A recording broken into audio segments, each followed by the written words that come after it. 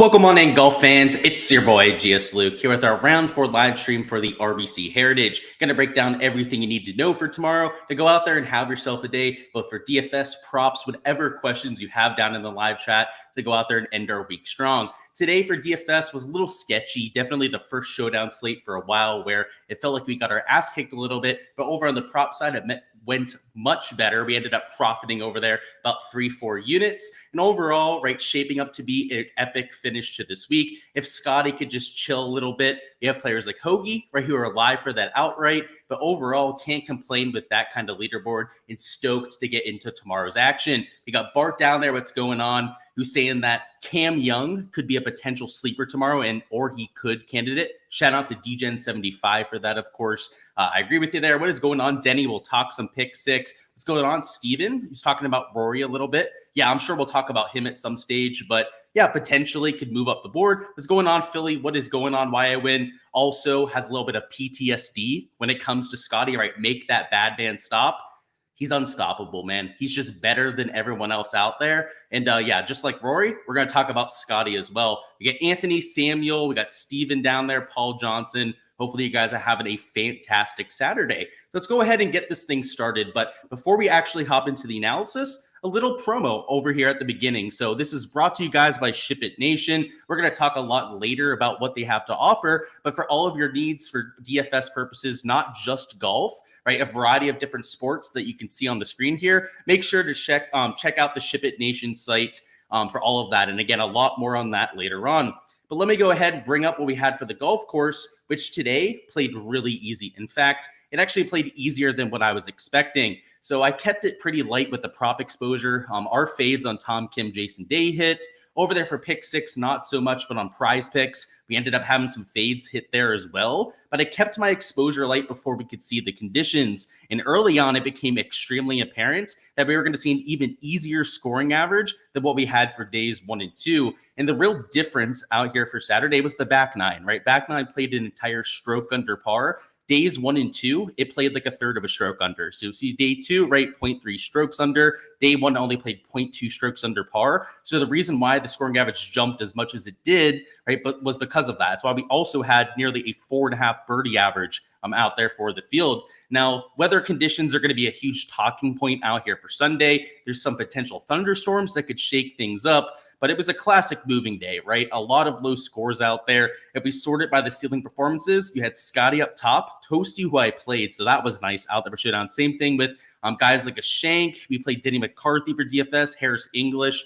That ended up working out as well, but no Scotty Scheffler. So he was the one guy we whiffed on, and when he shoots -8, right, he's like a 30% owned Scotty Scheffler, it's going to bite you. So that's why I say it wasn't the best showdown day, at least for yours truly. But course conditions weren't all that much off of what we expected. So I adjusted that to that in the morning, right? I kept our exposure light, and the fades worked out for us for the most part. And then I went out there and took a lot of unders. So I took an under on Scotty strokes, Rory strokes, a bunch of stuff across the board, and was able to react to that live. Now, let's start with the weather on Sunday because it's going to be a huge talking point here. We have that weather coming in the afternoon. So all of the local forecasts, if you go on like weather.com, just the weather app, right, go to Hilton Head Island, are calling for thunderstorms from like 2 to 5 p.m. Now, they're a little bit scattered, so they're not sure when they're actually going to hit the island. But at some point, they're expecting quite a bit of rain to come through and potentially for there to be a stoppage of play due to lightning. So that added factor made me extremely surprised to see that they're going off of two sums and all off of hole number 1. So a lot of times when they have this weather in the afternoon, they'll try and get them out there early, right? 3 sums off of both tees, but they're not doing that. So they're still going to have, their earliest starters being the guys the furthest back, whereas your leaders, right, the guys that are up there towards the lead, aren't going to be teeing off until like 2 p.m., which you might have that storm coming in like an hour into their play. Now, if there's a delay, and if we have this whole half an inch of rain that's being called for coming through, this course is going to be even easier than what we had for rounds 2 and 3. Right? If we add in dartboard greens, if we add in perhaps maybe even ball in hand because of all the rain that's projected, if all of that ends up coming to fruition, we can see this thing play 3 strokes under par. So if you thought it was a birdie fest the last 2 days, the end of round 2 might end up being like that. Now, the early starters aren't going to get that benefit, right? They're going to be playing on a similar golf course to today, which going off early, I think will be a benefit, right? I think those players are going to be playing on like a 2, maybe 2.5 under par golf course. But your leaders, like your Abergs, your Scotties, so on and so forth, if it rains and there's a delay, right, and they're not on the course when it's nasty out there, you're talking about them nuking this golf course. Now, you can see on the forecast here, they're calling for a little bit of wind after that storm comes through. So that could always throw off that narrative a little bit. But with that wind, I think that would just neutralize, right, some of that receptiveness. I can't see it playing harder right after that rain comes through. And oftentimes after the storm, right, we get that calm, right? You've seen that for a lot of the tournaments where we have that delay. Normally, by the time they get back out there, it's like the perfect nutted scoring conditions. So it's a strange slate. It's not one where I think you can just play all the early guys and get away with it. Of course, right, you have the placement points in play out there for Sunday, and then the opportunity for the later starters to get that advantage. So it's not the kind of slate where I'm just going to be playing all the chalk that is starting later. I'm still going to have guys that are starting to the middle to front end of the board, but perhaps I'm leading into the chalk just a little bit more than usual because of that rainstorm, because of the fact that we might have a delay. And if they don't finish play on Sunday, which if they have like a 3-hour delay, now it's probably only going to be like an hour and a half, I would imagine. If they have a delay tomorrow, just let that thunderstorm go through and then they'll be able to get back out there because it's a half an inch of rain. If they don't finish though out there on Sunday, they would have pretty solid conditions right out there for Monday morning. So it's a weird slate. A lot of it comes down to the weather, right? If no storm comes through, it's a pretty typical slate, right? And that is, of course, a possibility. These weathermen are far from perfect. In fact, if you take a look at some of the other models, you'll see that's not quite as conclusive, right? You'll see over here on this NAM, it's calling for it at like 4 to 5 p.m., so a little bit later into the day, not nearly as much rain accumulation. Over here in the Medio Blue model, they have it a little bit more spread out, right? They have it from like 3 p.m. onward, pretty much a steady drizzle there. So that is a little bit of a different forecast. This Icon model, again, kind of different, right, in its own right, but a little bit less rainfall there. GFS model, you'll see that one there. ECM model, you get the idea, right? None of them really know what's going to happen, but they know at some point that there's going to be some rain. So I'm not leaning into the later starters like too much, but I'm also slightly favoring them more than usual. So it'll be a little bit more apparent when we're going through my player pool, some of the guys I'm actually playing for how I'm handling it. But it's one where it's hard to really have conviction in one way or the other, right? I could see trying to stack some early lineups, just hope that they have the better conditions, go with that and try and make that your edge, right? Maybe play Scotty, maybe one other guy up top and then 4 chasers right down there at the first end of tee times. And then I could see the polar opposite, right? I could see trying to stack all the later starters. Now, you're going to have to worry about lineup construction a lot, right? Maybe you have to leave a lot of salary on the table, right, to go out there and take a lot of that late chalk. But there are creative ways you could go about building for this slate. So we're going to talk about that in the lineup construction segment. We'll talk about some of the ways that I've thought about building for this slate. And I guess we'll talk about players now. So let me go ahead, share my screen, hop over to the projection side. Now is a good time to remind you, hit that like button if you guys haven't already, and subscribe to the channel so you don't miss any of my content. I do round 2 through 4 live streams for all the PGA Tour events, and I do content for the main slate every single week, including a course breakdown, also my DFS core plays and outright bets. I go over some of my first leans out there on Monday. So subscribe if you haven't already so you don't miss any of that when it drops. And let's get ready to hop on into this. So first off, just catching up on chat before we don't get too far behind over there. I'm with you, Steven. DFS because of Scotty got me. So let's get back after it, right? Another great day, but you did get Cam Young'd a little bit. Yeah, I feel you on that, dude. Cam Young was such a disappointment today. I definitely feel you there. What's going on, Michael? Cheers to round 4. Agreed. We got our water here. Not going with any alk. We're chilling on this 420. What's going on, Patrick? Did they change the tee times from round 3 to round 4, or is that locked in after the cut? So no, they change them from round 3 to round 4. So they don't announce them until after the round ends. So actually, before they posted the tee times, I was telling my Discord that I thought for sure that they were going to go off of threesomes. And that just shows you what I know out there, right? So obviously, They're not as worried about the storms as I am. But yeah, no, they wait. And they waited, and then they did that. Yeah. Was hopeful that Wyndham would be out there at 9 a.m. Yeah, it'd be nice, wouldn't it? What would my strategy be for late round captain showdown? I guess we'll talk about that in lineup construction because we got to go through the captains, like the salary, for that to make a little bit more sense. But remind me when we're done talking through the player pool, and we'll get to that, I promise you. I'll just bring up a contest out there for the captain mode, and I'll build a lineup for you. I'll go through like what I would be thinking through. Derek says, what position can you be in for the round 4 classic and still get first? You're ranked 1,001 and 1,700 and another. I think that's reasonable. Now, you're going to need a big day, obviously, to move that far up. But I've had lineups go from like 4,000 or 5,000 in GPPs up to the top 100 before. Now, to win, normally it's a much bigger gap, right, from the top 100 to go out there to win. 1,000, 1,700, you'd have to have a big day, but you could get there if everything goes your way. Great content, Grand Slam. Appreciate you, Lee. Samuel says, are we going to see a Monday delay? No idea, man. I would bet that they're going to get the round in. That if there's a delay, it's probably pretty quick, but who knows, right? It's crazy. The weathermen don't even know what to expect. Of course, Derek, appreciates you out there.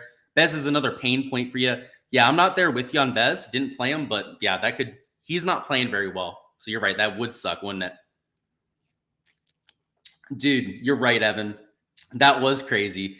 We talked about it yesterday on stream, so I'm not going to give it more airtime, but you're right. And I checked the stats today, right, to go back and see if they fixed their mistake. They didn't even fix it. So it's they clearly don't even care about that. Love the bogey props. Yep, I mentioned that yesterday. Banged a 5 pick on 2 over 3 unders. What are my thoughts on some today? Yeah, we're going to talk props after we go through DFS. So we're going to go through our player pool, lineup construction, and then get to props. We'll talk about it then, Big R. I think that there's some overs on Underdog you could take. How is the projected ownership for all the players adds up to nearly 600% tomorrow? Because there's 600% total ownership, right, Paul? That's how it works for a lineup. You have 6 spots, right? So each lineup has 100% to fill up. And also you need to have it around $50,000 spent, right? So what you have to do when you're building ownership projections like myself is first off, make sure it adds up to 600%, right? Because you only have those 6 players to work with. And on top of that, you need to make sure it's below $50,000, right? And ideally close to $50,000 that's being used on average. I've done it in content before. I've shown people how to calculate that yourself. I'm somebody that audits a lot of the other ownership projections out there, and there are some that are spent over $50,000 or like only $47,000 for any given week. And that is a big no-no when it comes to projecting ownership because people spend all their salary. That is pretty much a God-given truth when it comes out here to PGA DFS. So let's talk about the Sunday strategy. So unlike rounds 2 and 3, it is not all about game theory here. So rounds 2 and 3, right, is just about fading the top end of the board because they don't have to worry about placement points. Well, for Sunday, all of that changes, right? We have those placement points coming back into play, and players like a Scotty Scheffler that already project for some of the most fantasy points on the slate are going to get a massive bonus, right? If he wins, he gets, 13 fantasy points out there for final round showdown, which is like 2 3/4 birdies. So it's quite a few points that you're incorporating into your lineup. And frankly, I'm locking him in every single lineup. It's a scary thing to say. It doesn't mean that you have to do it yourself. In fact, I think if you're going to fade Scotty, you're getting a ton of leverage right there. You can pretty much play whatever other pieces of chalk that you want to. But that's the one guy I'm spending up on top for, right? There are guys like Cantlay I'm going to be playing in like maybe 20% of lineups as a pretty aggressive second man in. But by starting with somebody like Scotty Scheffler, I'm not going to be taking, right, a Ludwig Aberg, a Rory, a Xander Schauffele, and that's scary, right? I know somebody mentioned Rory potentially backdooring that top 5, completely possible. Ludwig Aberg, right, could still win this golf tournament out there at -13. It's a scary stand to make, but it's the one that I'm making, right? If Scotty's going to be 40% owned and I'm going to use him out there in my showdown lineups, I'm going to use him in almost every single lineup, if not every single build that I'm going with, right? It might end up being like 85, 90% of my GPP lineups, just so that I can go out there and get the leverage I'm looking for on some of these 9K guys. Like I might have to have a few builds that are just loading up on the 9Ks just to make it work for like my exposures. But it'll be like 90% plus that I'm playing with a Scotty Scheffler. So when you're going through the ownership, when you're going through the game theory for Sunday, you got to think about it a little bit differently, right? There are going to be pieces of chalk that you have to indulge on. And in fact, when you're building your lineups out there for like the largest field of GPPs, you have to have it, in my opinion, at least 3 of those top end players. By top end players, I mean guys that are going to finish in the top 5. Doesn't mean that they have to start in the top 5, but they have to be close enough to the top end of the board to get those top 3 or top 5 placement points at the very least. So players that would fit that mold for me, right? You want guys that are probably starting at -10, maybe -11 or better to fit that sort of lineup. So whether for me, it's going to be Scotty, I'll fit one of those in every single lineup. I'm going to need at least 2 more, right? So maybe my second man in is a Sahith in one of these lineups. And then down here in either the 8 or the 7K range, I've got to find a guy like maybe it's Steven Yeager, right? $7,600. And I'm taking that has that potential to finish in the top 3. That's what I'm looking at for all of my builds. I'm going to have at least 3 of those pieces of chalk. And the other 3 spots are a little bit up for debate, right? Maybe I take some early starters and hope that those nutted conditions tomorrow morning lead to some ceiling rounds. Also, those players are going to be extremely low owned. Even some mid-tier guys, right? You got like Fitzpatrick or Homa, for example, that are both sub 10% ownership out there for Sunday Showdown that you could take and just hope that they go out there and have a really good day, right? Obviously, Fitzpatrick, Homa are players that are more than capable of making 6-7 birdies.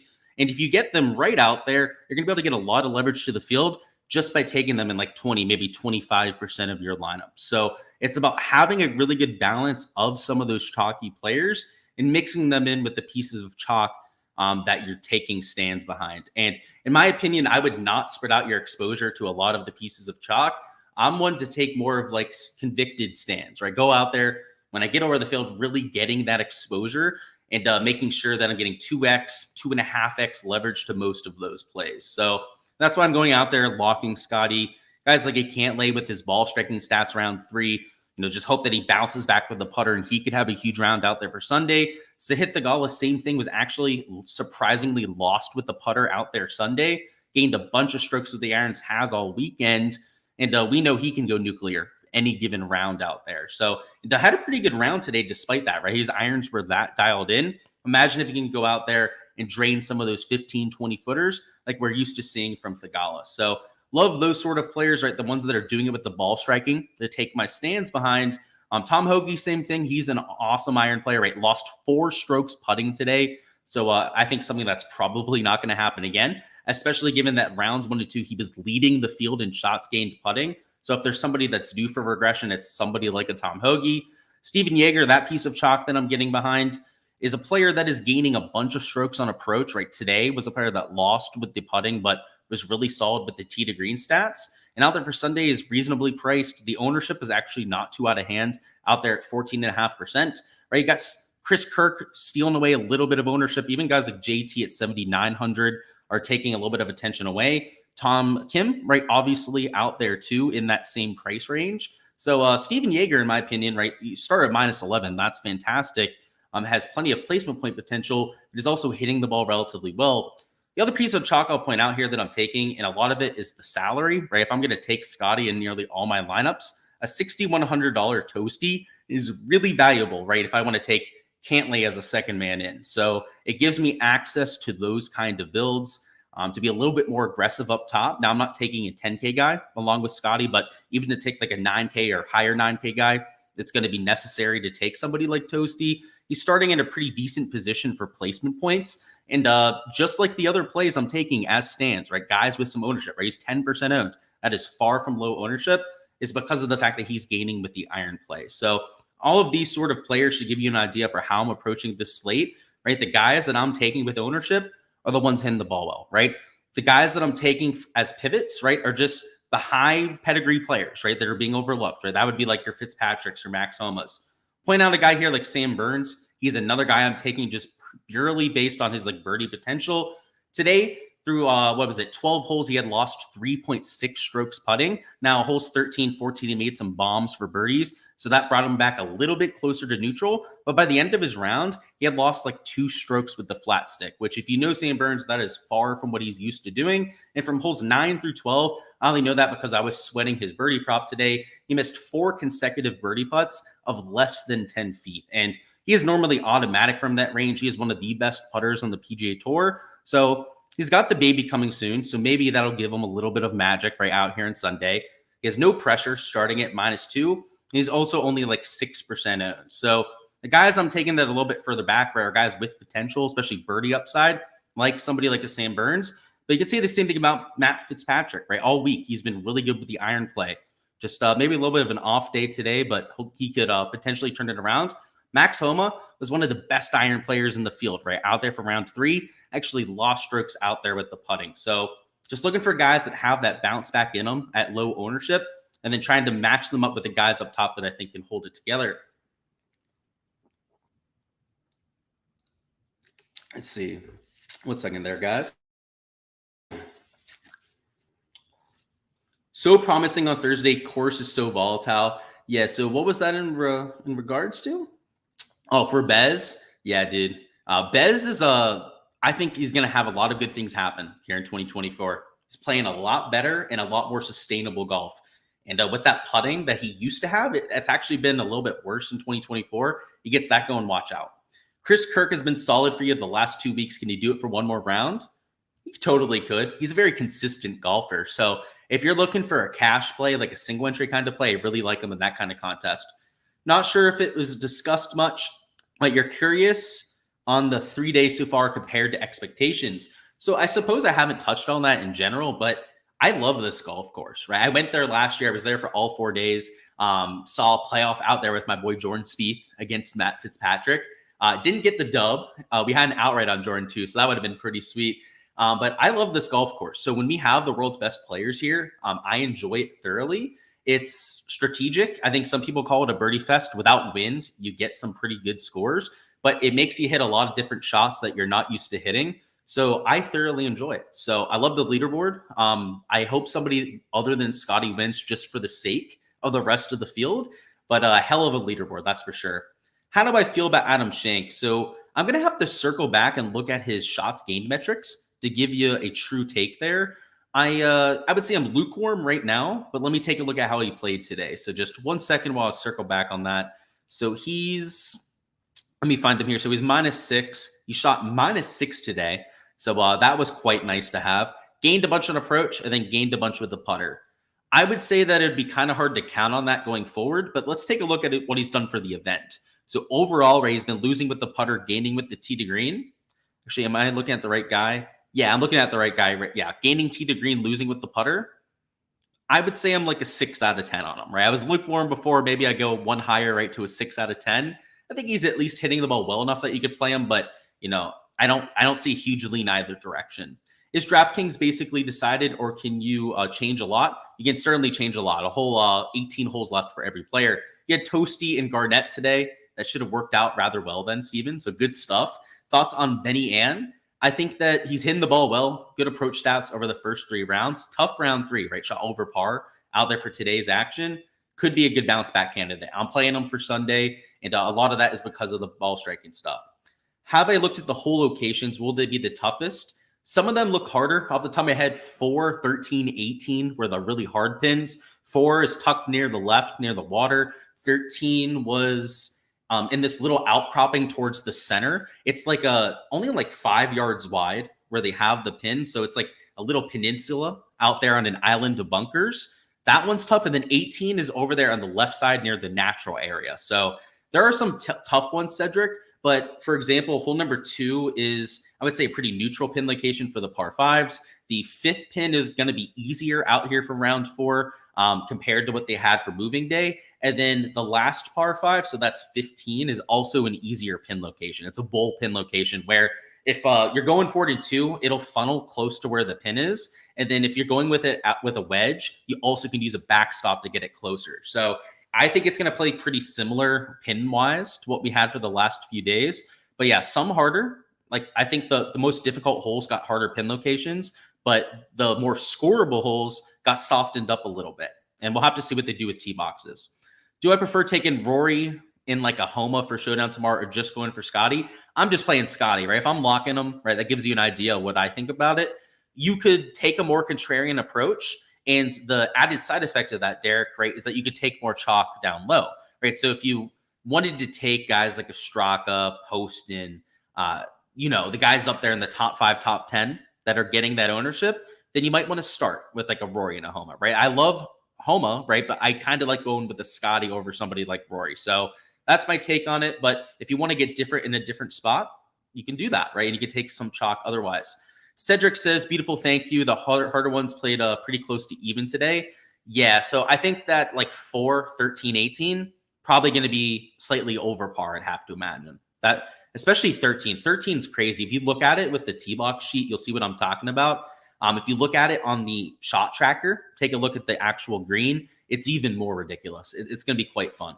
So we've talked about a lot of the plays I like on here. I guess we'll go down to some of the value plays. So like a Tom Hoagie, he's got really good approach stats this week. Again, I'm looking for him to rebound with the putter. We mentioned Jaeger already. We talked about, we didn't mention Taylor Moore. So I guess we'll go over here to Taylor Moore at $7,000. He's only 5% owned. And first off, the form coming in was fantastic. You can see number 8 in my recent form rankings, and also a player that's playing well with his approach play, right? Playing well off the tee is more than capable of gaining in both categories there. And he's going off early with that -4, right? That's why he's only about 5% owned. But something that I always have to remind people for Sunday Showdown, and if it's your first time hearing the content, listen up big, because this is the biggest piece of advice I can give you, is don't fall in love with the placement points, right? I know I mentioned at least having to have 3 guys up top, but that's not all 6 positions, right? And I guess just to hammer this home, and I've done this before, I'm going to do it again. Sorry if you've seen this before. We'll do it quickly, but it is super necessary here, is you got to know where the fantasy points are coming from, right? Out there for Sunday Showdown. And I don't think a lot of people look at the scoring, right, before they go out there and play it. First place gets 13, right? Second, 10, 9, 8.5 out there for fourth. That's why I think it's important, right, to get at least 3 of these guys up here in the top 5. And you definitely need first and second place out there for the large field GPP. But the difference between 5th, which is 8 points, right, and then down here in like 20th, is less than a birdie, right? So it's a difference of 4 points up there to 8 points, right? So it's a 4-point difference. A birdie is worth near 6 fantasy points, right? So that is a bigger difference than what we have between like 15 positions on the leaderboard. So if somebody, just circling back to our projections now, like a Taylor Moore, right, goes out there and makes 6 birdies, that's an optimal player right there, right? 7 birdies absolutely guarantees it, right? You'd be optimal if you make 7 birdies tomorrow, pretty much guaranteed. Unless you're just making double bogey after double bogey, right, on all the other holes.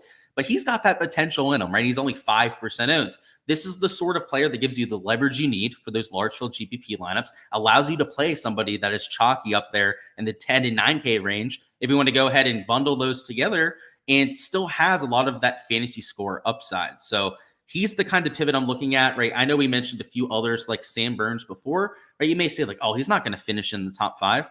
Okay, that's fine. Like, that before you play Sam Burns, right? You're not going to get this top end placement points. We're going to need you to go low, Sam, right? We're going to need you to make those 10 footers that you were missing out there from round 3. And if he makes those 10 footers, which it wasn't just, right, not holes 9 through 12 where he missed those 4 consecutive ones, there were other ones throughout the rest of his round. He makes all of them. He shoots like 8, 9 under par. I mean, like literally he has that sort of round. If he does that for Sunday Showdown, he's optimal. So that's why I'll take a shot on these sort of high upside players to go out there and try and round out my lineups. Already mentioned Toasty right at $6,100. He's a good way that I'm going to be saving salary. Before we hop into the lineup construction, I'll remind you guys that for access to my entire player pool, obviously I'm not just taking the guys that we talked about here. Make sure to check out the Patreon version. On there, everything is uncensored, so you have my whole player pool on there, as I said. Also, my projected GPP ownership on there, so you can use that for all of your game theory when going out there and choosing who you're going to play. The player pool is great for perspective, right? But it's not the end all be all, right? I think the most important part about the Patreon is having those ownership projections, all of this research available to you to go out there and select your best plays. Projections, of course, right? For all your optimizers. The player pool is great for perspective. You can tailor it at spots if you want to, but it doesn't have to be who you take out there for Sunday Showdown. So, right, I'm always huge on that, right? Having your own process. And for access to that, make sure to check out the Patreon page, which of course is in the description of this video. Now I want to bring up Draftkings, talk about some lineup construction stuff, build a few lineups together, and go over any of your DFS questions. So if you have anything for DFS for Showdown, let me know down in chat right now, because here in like 5-10 minutes after we talk through all of this, we're going to go into props and that side of things. So make sure to throw that down in chat.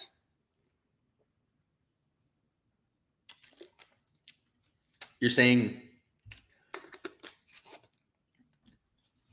that pretty much Scotty's a lock, I'm assuming out there, Samuel, and then you're going to have Todd and Webb for a little bit of resurgence. Yeah, you're going to have to save some salary, and I don't hate Todd and Webb. I think they fit this golf course. So, hey, sounds like a plan, man. Kep says, who's the guy that's going to surge into the top 20 or top 10? I would say you probably want somebody starting at like -6, -7 to do that. And my favorite pick would be Matt Fitzpatrick, right? Last year's champion, playing well over the first 3 days. Hit a ball OB on 10 today. That's why his score looked a lot worse than it was in reality. Yeah, it's Matty Fitz for me. And he's one of my favorite leverage plays on the slate too.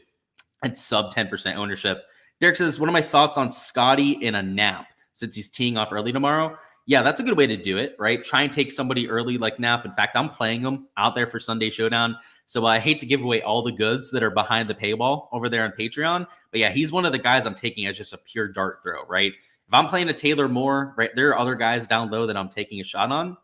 And Nap is one of them, right? Nap is what, $6,500? I think I have him at sub 3% ownership out there for Sunday Showdown. And let me give you one more of those pure dart throws, right? Because if we're playing Scotty, I have to take pivots to go out there and make it work. So let me give you a few others. So Nap was one of them. And just to give you one of them that's super low owned, Pavon at $6,900, right? Pavon's only like 3.3% owned. So I'm using that to get different and to save some salary as well. So yeah, I think Nap's a good take. And I like it so much, I gave you a little bonus one because of it. You have Aberg winning, Rory to come top 5, and Xander to come top 10 to win 2,500. Hey, if you got the script, that'd be pretty sweet. Cole and JT seems like a good pivot. I seem to agree with that. I think both are getting some ownership just because, with JT, it's just too cheap of JT, right? He's got a too low price tag, right, for it to make too much sense. So, yeah, I'm playing JT, right? I think he's too cheap. He's a real good user, really good value play to use right there in the top end of the sevens. And who was the other one, right? Eric Cole. I think he's a decent play too, right? He's at -8, right? He's starting with, he's not going to get you a bunch of placement points, but he could creep into the top 10, right? If he had a ceiling round out there. I know I'm playing JT, but let me circle back on Eric Cole and let me know, I'll let you know what I'm doing with him. So JT, yeah, he's in my player pool. And then Eric Cole, I'm not playing, which I kind of wish I was now that you mention it. But yeah, definitely like JT out there. And honestly, Eric Cole, I kind of wish I had in there. Pavon is very good. Agree with that. He's also gaining on approach. So I like that. Am I still high on Tony Finau? Not so much. He's actually been a little bit disappointing with the approach stuff so far. So to give you an idea with Tony Finau, let me find him on here with the live stats. He's only gaining 0.24 shots gained approach per round, losing his normal stuff with the short game stuff, right, with the putting it around the green. Yeah, not a big Tony Finau guy, at least here out in this kind of week. Let me get a sip of water, and then let's talk through this lineup construction. Alrighty, so when we're building lineups, lineup construction for Sunday is more important than any other round, right? When we're going out there and selecting our lineups, we have to be very intentional about where we're getting our placement points from, and then the guys that we're just going to hope go out there and pop. If you just make a player pool and go onto your optimizer, then you hit optimize out there for Sunday Showdown, you're going to be asking to get just kicked in the ass, right? Now, hopefully your projections, right, have accounted for placement points, so it's not that big of a kick in the ass if you go out there and do that. But if you use some of the projection systems out there, you will run into that issue when going out there and building lineups. So what I end up doing is I build a lot of my Sunday Showdown lineups by hand to avoid that problem, right? And as I mentioned before, I usually use a 3-3 strategy. I'll take 3 guys that I know are going to try and finish in the top 5, which, for me, one of them is going to be Scotty in every single lineup. And then I try and take at least 2 more guys to fill that in. Now, I know I mentioned before, like going to a Thigala, right, is potentially one of those guys. And then if you wanted to use Toasty at $6,100, that'd be a pretty good core of guys to take up top. So let's do that. Let's throw in Scheffler. Let's take Thigala. And honestly, we could probably even throw in Hoagie here because Toasty's not as chalky as some of the other guys up top. Starting with these 4 players gives us all the placement points that we're looking for. It also puts us down there at $6,800. And now for our last 2 spots, this is where we got to go fish for an absolute ceiling round. So I know somebody mentioned getting the Jake Knapp. He would work for this kind of build, right? Especially one where we want to take, a Thigala who's a little bit more expensive and like a Hoagie, right, who's a little bit more expensive. Now, if we wanted to be a little bit more balanced about it, we could go from a Hoagie and then go down here to a $7,600 Jaeger, right? That would be a way to save a little bit of salary. So you could take that and then not have to go quite as far down the board, right? Taking like a Jake Knapp. And this kind of build, right, this is where Pavon could come into play. And then at $7,500, you want to take another pivot. So down here, like a Seabez, right? If you want to go for him with a Sunday resurgence, you could do that. You could leave a little bit of salary on the table and take like a Jason Day, even a Denny McCarthy at $7,300. The one guy to avoid here, right, would be leaving salary and taking like Patrick Rogers. That would be too chalky for this lineup. That'd be 5 guys starting at the top end of the board. And I want at least 2 pivots in every single lineup, if not more than that. So we could end this with like a Seabez. Again, I think he would fit this sort of lineup. But to make this even more different, right, if we wanted to push the envelope a little bit more, we could do something along these lines. So rather than taking like Toasty, who's getting some ownership, maybe this is where we punt with like a Svensson. We go up here, we take a Grillo at $6,700. So we have a pivot in Svensson, right? A pivot in Grillo. Then at $7,400, we could still finish with like a Seabez. And then now it's like a 3-3, right? We have 3 chalky players, 3 guys that are a little bit more contrarian.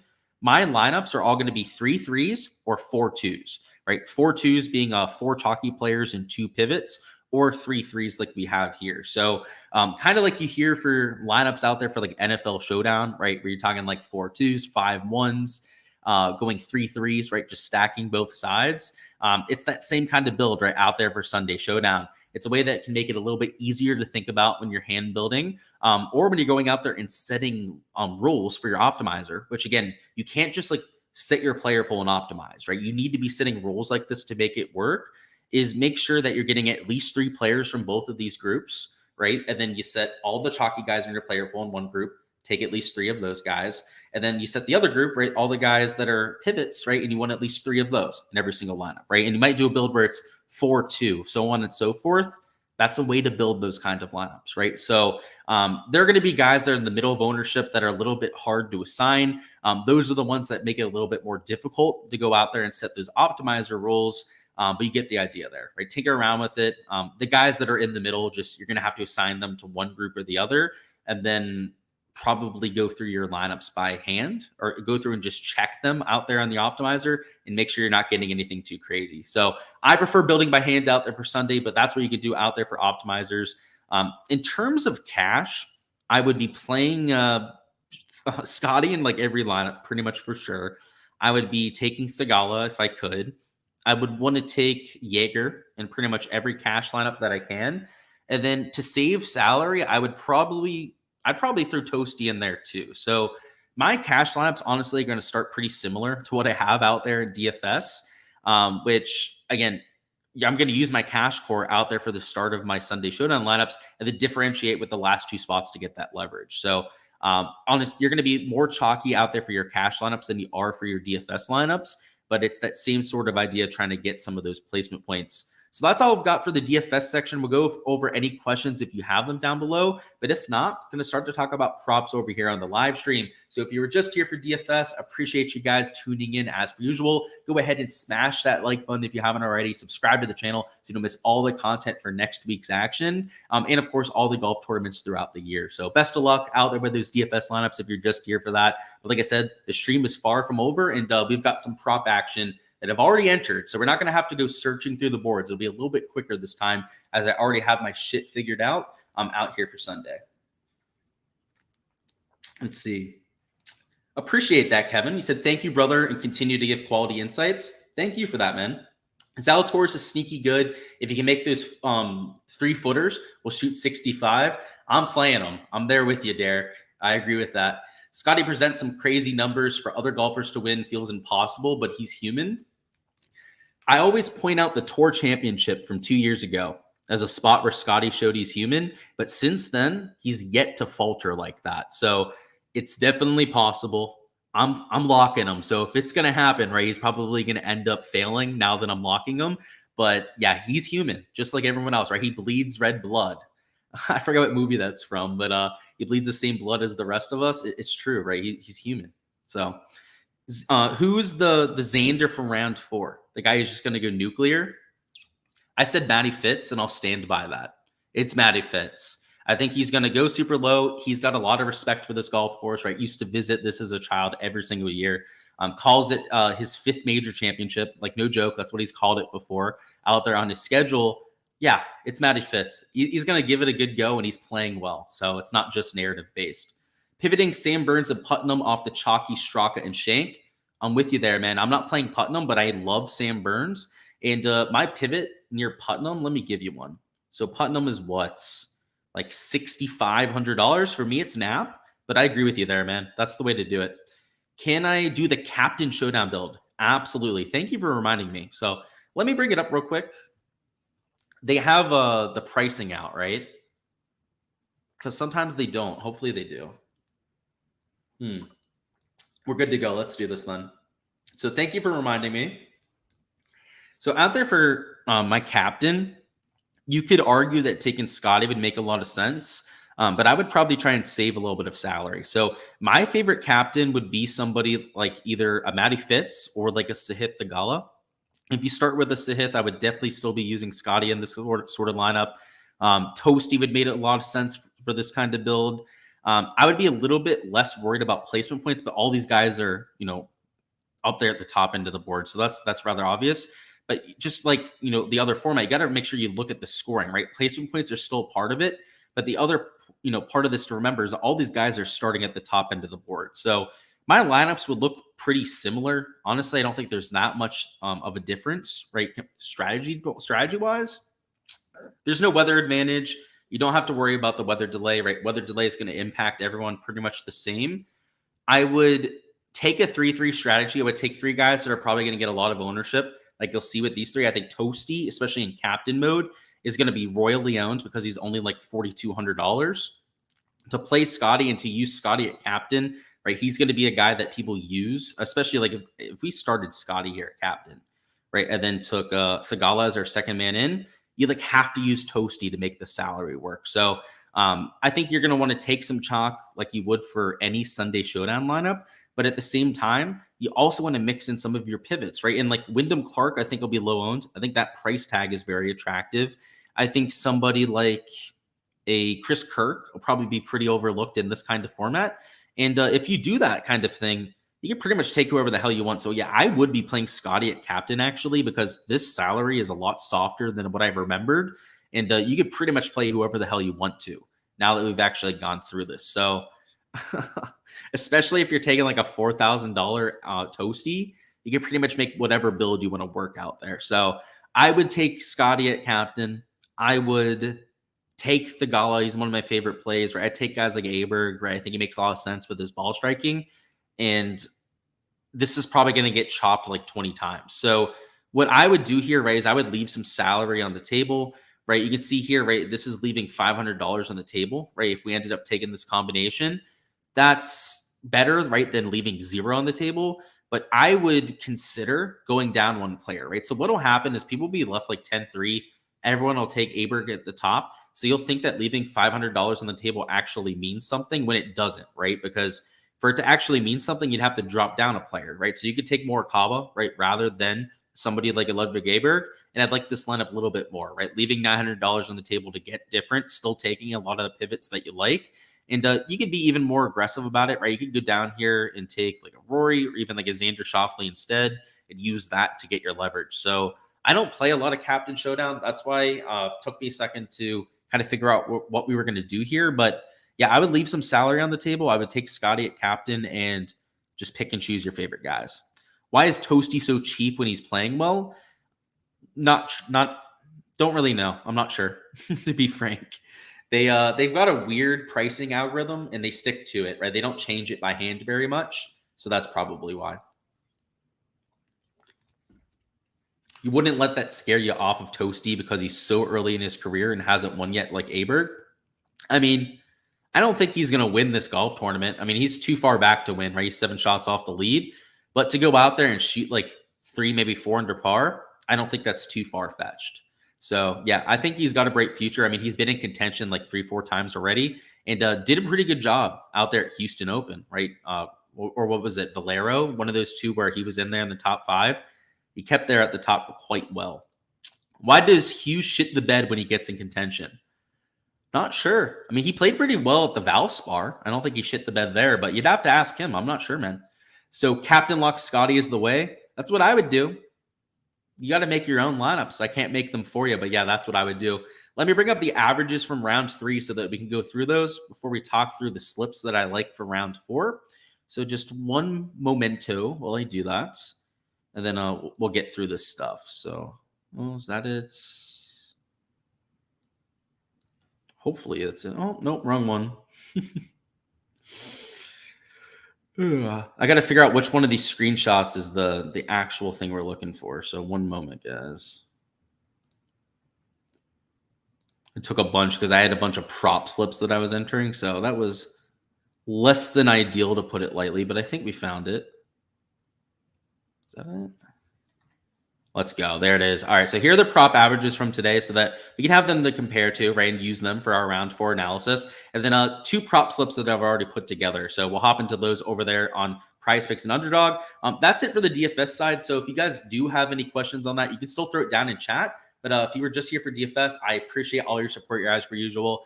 Only thing I ask before you hop on out of here is to smash the like button so you guys can go out there and do that. So let's talk through this. So the stroke average was 2.28 under. It was 68.72. Again, easier than what we saw for round 2. So the easiest round of the week. Birdie average was 4.45, so nearly 4.5 per round. Bogey average was just under 2 per round. Greens and reg, 11.5, and fairways just over 9 per round. So screenshot this, do whatever you need to, take a picture on your phone, right, of these averages, because we're just going to reference these numbers going forward. So the main things to keep an eye on, right, was the 4.5 birdie average, which I think is going to go down a little bit with the pin locations, and the bogey average there too. I know we didn't do a whole breakdown on these. We're not going to do them hole by hole because I've already done it before we've gone live here. But the harder ones are 4, right? It's tucked over there near the water. 13, it's on this little peninsula, and there's a bunker surrounding this entire pin location. So that one's pretty tough. And then 18, it's there in the back left near the natural area, near the lighthouse out there on hole number 18. Those are the tough pins, in my opinion. 3, not that bad. 9, not that bad. I think people are going to try and drive it in that bunker and then get up and down. 5 is a shorter pin. It's more accessible for ups and downs. So out there, that par 5. And then 15, it's over here on the left side. And that's where you have the slope, where you can use it as a backstop, and you can funnel in shots if you're going for it in 2. So I think even the early starters are going to be seeing like a pretty similar golf course to what they had today. So that 2.2 under par scoring average, right, that we had for the last round, I think it's probably going to play like 2 under par, right? The birdie average will probably be like 4.25 per round. Bogey average will probably be like 2.1 per round, right? Like there'll be little minute differences across the board, but I don't think it's going to change the character of the golf course, right? Like the green average will probably be pretty similar, right? The fairway average early will probably be pretty similar. The only X factor to consider, and if you weren't here for the weather section, this is the one thing we're going to have to keep an eye on, is when these storms are going to come through, right? There are storms projected to come in later in the day. So early on, I think it'll be much more predictable. Your guys going off at like 8 or 9 a.m., like we know how the golf course is going to play for those guys. But later on, when those storms come through, if there ends up being a delay, right? If there ends up being like a half an inch of rain that comes down, that could help them, right? If there's a delay and they're coming out after half an inch of rain, they're going to nuke the golf course, right? So I think a lot of the averages that we just talked through, right, are what we can expect from the early starters, right? For the guys that are going to start playing and finish their round before that storm comes through. But the later starters, I could see it going both ways, right? If they have to play through rain, it would play harder than the morning. Now, I think that's pretty far-fetched. Almost all of the forecasts over here are calling for it to be thunderstorms and for quite a bit of rain to come through. If it's a bunch of rain, right, they probably have to stop play. If it's a thunderstorm, they're definitely going to stop play right out there for Sunday's action. And if they do so, the later starters would get like a huge advantage out there conditions-wise. So they might see a golf course that could play 3 under par, right? I mean, if there's a delay and then they go out there and there's no wind after, that's a 3 under par golf course right there, right? Birdie average would be like nearly 5 per round. I mean, they would just nuke this place to death if that ends up happening. So we're going to have to treat this a little bit differently for some of the later starters. So that should give you an idea of how I'm attacking the slate. So now let's talk through a few props. We'll start with Underdog. We do Underdog, Prize Picks, then DK Pick 6 here. I have actually 3 slips that we're going to go through. So it's an over on Matt Fitzpatrick and then an over on Justin Thomas. Both of these guys are at 4 birdies, which I think is going to be either the birdie average there at 4 or maybe slightly lower than what we see for the birdie average out there for round 4. And Matty Fitz, I've already mentioned, is one of my favorite DFS plays. So I'll take his over at that sort of number. And then Justin Thomas at 4 has either pushed or covered this in all 4 free rounds so far. And ended his round 3 really well, right? Ended with a flurry of birdies, battled back after really starting sketchy out there for Saturday, and hopefully can continue that momentum into Sunday. So is a top 15 birdie maker on the PGA Tour this year, so obviously got to like that for JT. Matt Fitzpatrick really fits this course, right? Has won here before, has top 5 finishes, top 15 finishes before that, before going out there and actually winning this event. So 2 guys that are at 4.5 on Prize Picks. So you'll see there, Matt Fitz, right? 4.5, JT right over there at 4.5 birdies. So you're getting that little bit of a discrepancy in 2 players that I think project well over that. Next up, we have this Prize Pick slip. So I'm taking an over on Aberg and Sahith Theegala. So if I think the birdie average is going to be like 4.2, right, for the earlier guys, if there's that delay in that rain, these later starters might nuke the golf course, right? Like I said, they might just go out there and score 5-6 birdies per round, right? It might be that sort of day. Aberg and Theegala are playing some of the best golf of the week in terms of tee to green stats, are absolutely lapping the field. And Theegala is due for a little bit of putting regression, right, out there into the positive. And Aberg had his worst round of the week. So if he's due for a bounce back, right, Sunday seems like a good spot for it too. So I like both of these players for over 4.5. They're on Underdog at that same number, but they're 0.9x for the over. So they're getting steamed right towards that 5 number. So that's why I took them over there on the Prize Pick side, right? You get a better payout rather than taking them on Underdog. So you can see, right, Sahith over there at 0.9x. Let's see, where's Aberg? I guess I passed Aberg. My apologies. But he's also at the same number, right? He's at 4.5 there with the 0.9x multiplier. So getting a little bit of line value over on that side. And then for the pick 6, we have an over on Bryce Garnett strokes, Sepp, and also Patrick Rogers strokes. Now, you can't enter this because you have to have an over and an under to make a pick 6 slip work. But these 3 props are by far the best ones that I could find. So to go out there and make your own action, right? Go out there and make your own slip. Just find an under that you like. Maybe it's an under on strokes. Maybe it's an under on birdies, pars, whatever category you want to use to make your slip work.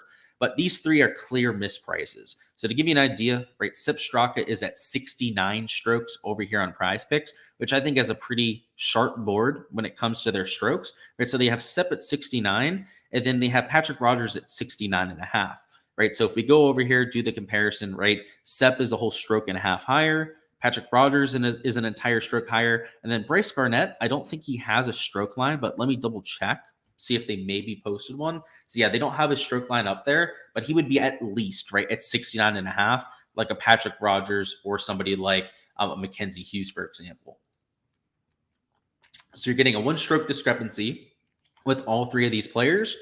And there are 3 guys in contention that though they'll be playing when I think it might be better conditions, they're in a signature event and they're inexperienced, right? They're not used to being up there. They have a lot more to lose out there on Sunday.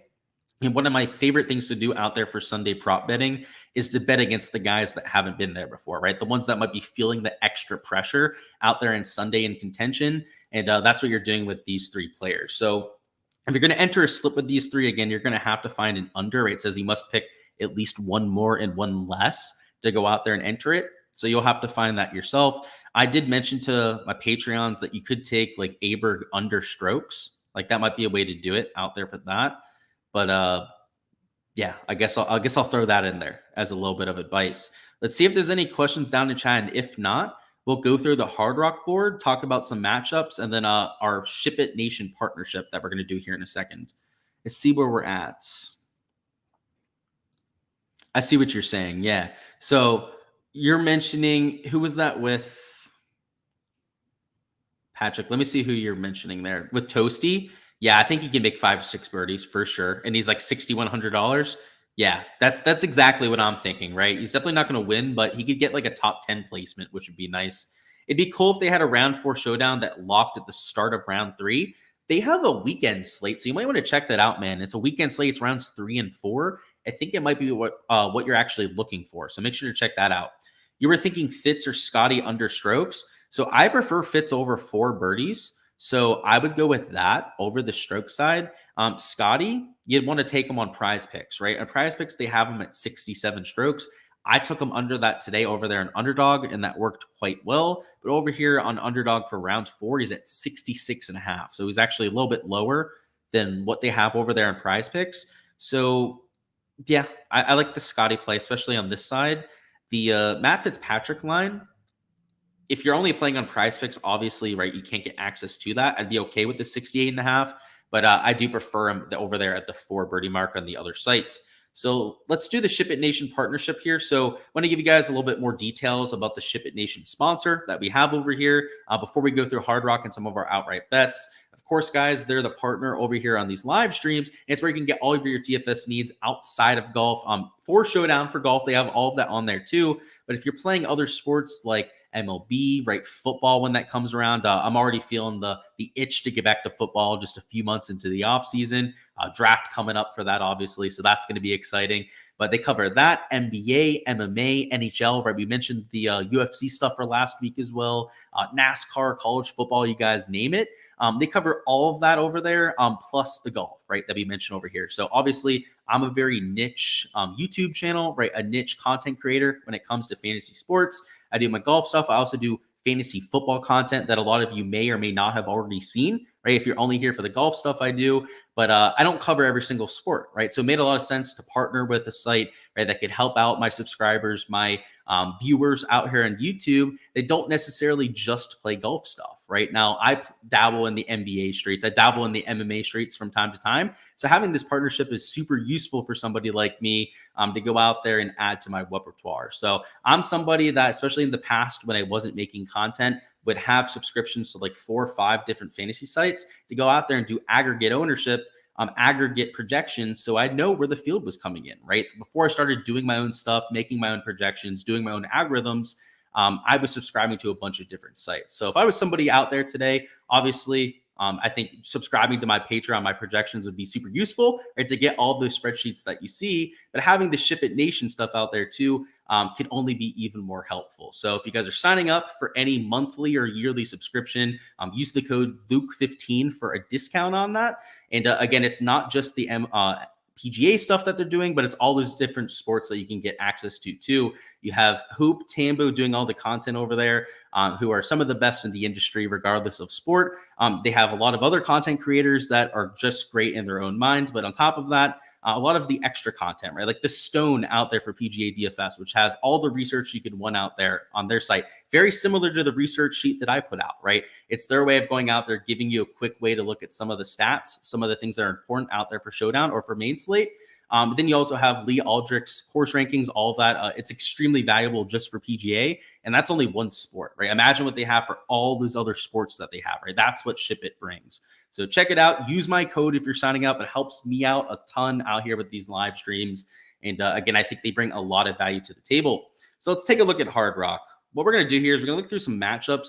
I guess I'll mention the outright board. If you're going to bet anything, right, it's like an Aberg at plus 1,000, right? It's like a Thagala just hoping he goes nuclear, right out there Sunday at like 16-1 or Cantlay at 20-1. Outside of that, I can't see betting Scotty at minus 165, but that is by far the most likely outcome. So I would probably stay away from the outright board. That is just my take.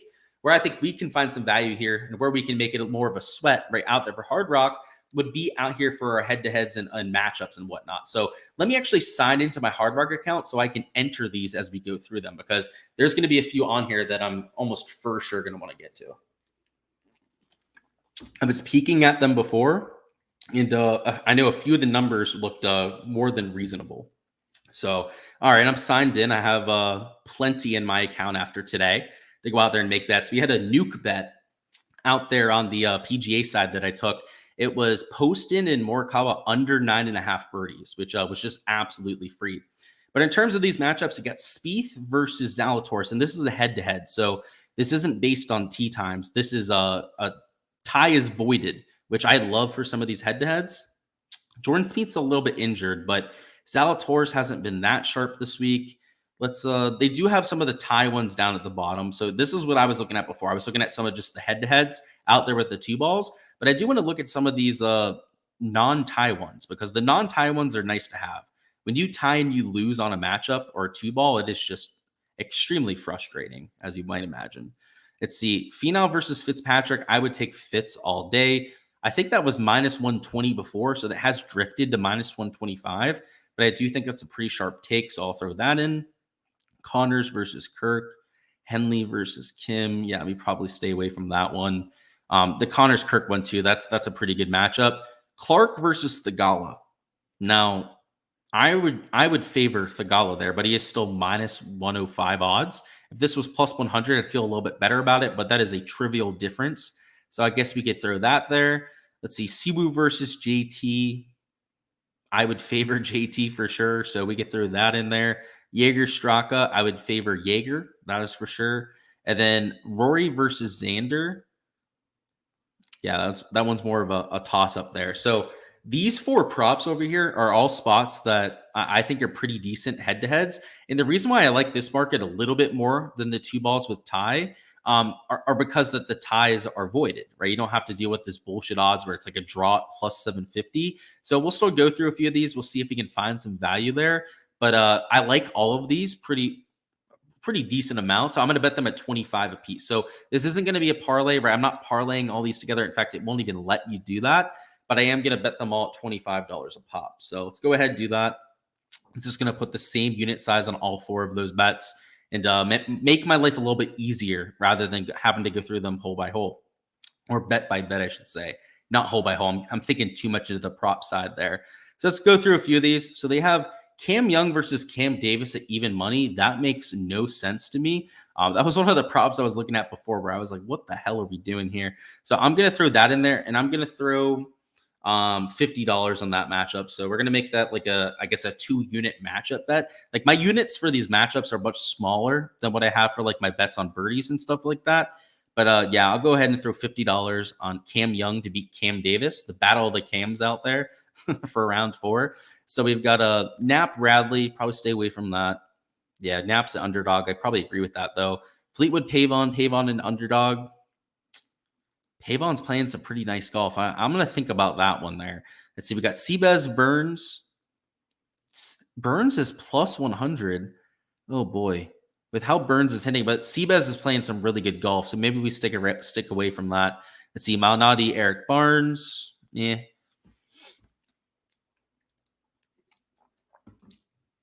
Grillo Taylor, no thank you. I don't really have a big take on any of these players. Let's see, anyone that I'm just really stoked about playing Sunday. I guess Bhatia would be one of those players, but he's only minus 105. If he was a plus money, I'd be all over Bhatia out there for Sunday. Who else? Homa Todd.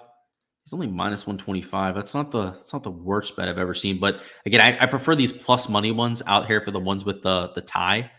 It's just not my favorite bets, right? So I'm going to take them. I want it to be ones that I can get at plus money. I'm not going to take Straka at plus money versus Scotty, but you knew he was going to be plus money. Thigala at plus money versus Morikawa. I'll take that all day, right? Morikawa, a serial choker on Sundays. Somebody that you can target out there for props or for matchups, in my opinion. You have Aberg versus Rogers. Big favorite, he should be. Can't lay a big favorite, he probably should be. I think Tom Hoagie should be the favorite against JT Poston, so I'm going to take that side. Jaeger should probably be a bigger favorite than what Garnett is. I don't want to double up on these too much. So what were those bets we took? Jaeger was one of them, so we're going to take Jaeger out. And then, yeah, Sahith was one too. So I don't want to double up on those two. So I'm going to take those 2 out just because we already bet them. But we'll keep the Hoagie. We'll keep the Pavon bet in there. You have Xander, big favorite. I agree with that. Same thing with Rory McIlroy. Should be the favorite. JT is the underdog. Yeah, we already bet JT though, so don't want to double up there. I guess we probably would have bet the same matchups regardless of the format that we're looking at. So, all right, let's take these 2. Let's go with 25 a pop out there. I'm out there for the sake of this. And I guess I could take it for, yeah, we'll just do it to 25 out there on those 2. So those will be some of the matchups that I like. Again, if you didn't catch all of them, right, I took Tom Hoagie to beat JT Poston in his 2-ball. It was Matthew Pavon to beat Tommy Fleetwood out there in his 2-ball. Cam Young, I put a 2-unit bet on him at even money to go out there and beat Cam Davis. You have Steven Jaeger, took him for his match bet, so this one doesn't have the tie involved. That's versus Straka. JT's match bet, that's versus Siwoo Kim. Sahith Theegala, his match bet versus Wyndham Clark. And then Matthew Fitzpatrick match bet versus Tony Finau. They're at minus 125. So that is, I think, $200 worth of bets. So that's a decent amount of matchups out there for Sunday's action. And feel free to feel free to fade if you want to go in that direction. And outside of any questions that you may have, that is all I've got, guys. So let's see what we've got. What do I think about the par props on pick 6? Well, I didn't take a big look at them, so let me let you know. So the par average is like 11.5 per round. So these are probably all pretty spot on. Now you could try and find like a volatile player like a Jordan Spieth, right? Maybe take an under. So if you want to go with maybe this Jordan Spieth under on pars rather than the Aberg under at strokes to make the slip work, you could do that, but it has to be a highly specialized player like Spieth, right, who is known for not making a lot of pars, to go out there and make it somebody that I'd take out there for round 4. So, yeah, that's a tough one. I think it's priced pretty well. Because of whether you'll be having 5 AM golfers, or would it be too much, you're saying? Probably. Yeah, you need more placement points. I'd have at least 2 guys at the top, if not 3 or 4 of them.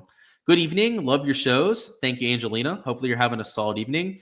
And gotcha, Daniel. Alrighty, guys. That is all I've got for this live stream. Gonna go ahead and cut it off here. It's getting late. I've got some lineups to build. Gonna wake up early, get some errands done before the golf starts, and get ready to go out there and hopefully crush it for Sunday. So best of luck with those lineups, any prop slips that you're getting to, any bets that you're taking out there for Sunday, and maybe we go out there and crush for the final round of action. The only thing I ask for you guys before you hop on out of here is go ahead and smash that like button so you can go out there and get this video out there to even more people. Help grow the channel, help grow the brand, all that good stuff out there. And just get even more people into these live streams, even more questions, even more engagement, just make things even better for everyone.